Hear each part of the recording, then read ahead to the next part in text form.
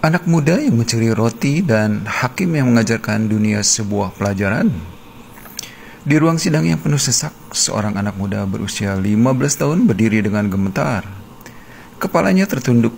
Ia telah tertangkap mencuri bukan uang, bukan emas, tapi sepotong roti dan keju. Ketika penjaga toko mencoba menghentikannya, ia melawan dan dalam pergumulan itu sebuah rak jatuh. Hakim memandangnya dan bertanya dengan lembut, "Apakah kamu benar-benar mencuri barang-barang itu?" "Ya, Tuan," jawab anak muda itu lirih. "Mengapa?" tanya hakim. "Karena saya membutuhkannya," jawabnya. "Kamu bisa membelinya," kata hakim. "Saya tidak punya uang," jawab anak muda itu.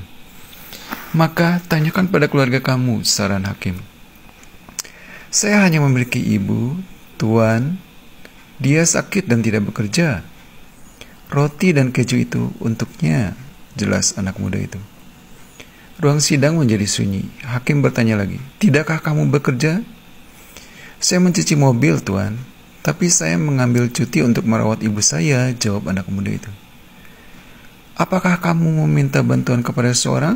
tanya hakim. "Saya meminta-minta sejak pagi, tapi tidak ada yang membantu," jawabnya. Hakim bersandar di kursinya. Matanya menjadi lembut, dan setelah sejenak diam, ia mulai membacakan putusannya.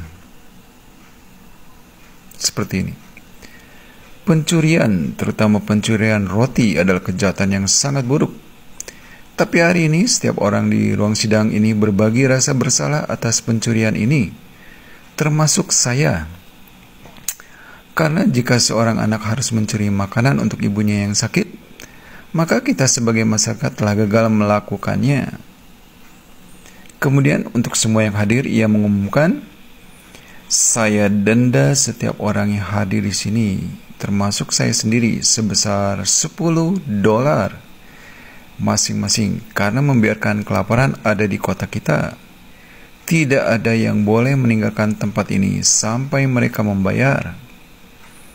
Ia meletakkan $10 dari kantongnya sendiri di atas meja. Dan lanjut hakim, "Saya menjatuhkan denda sebesar $1.000 kepada pemilik toko karena menyerahkan anak yang kelaparan kepada polisi, bukan memberinya makanan.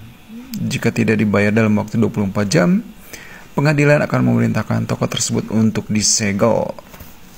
Ketika sidang berakhir, ruang sidang dipenuhi air mata. Anak muda itu berdiri diam, dengkurannya berhenti, menatap hakim dengan mata penuh rasa syukur dan tak percaya. Pada hari itu, keadilan bukan hanya dijatuhkan, itu dirasakan. Karena keadilan yang sebenarnya bukan tentang menghukum yang lemah, tapi tentang memperbaiki kesalahan masyarakat. Peradaban tidak berkembang karena agama atau kekayaan. Mereka berkembang ketika mereka memiliki kemanusiaan.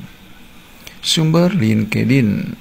Edit cerita ini hanya cerita inspiratif, fiksi, foto ilustratif. Semoga bisa ambil pelajaran yang ada di cerita ini. Terima kasih.